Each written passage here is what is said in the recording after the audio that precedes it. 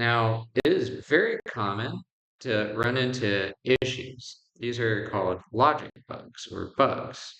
And just like Simone Biles is the GOAT of gymnastics because she trained hard, hard, hard and never gave up to become one of the world's greatest computer programmers, you will also have to train hard, hard, hard and never ever give up when you run into bugs.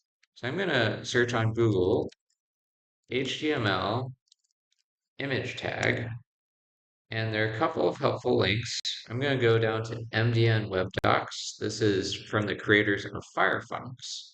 So they sure know the web.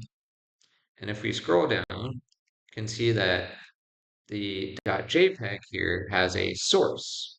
They also have an alt where you mention in text what should be there if your image is not found.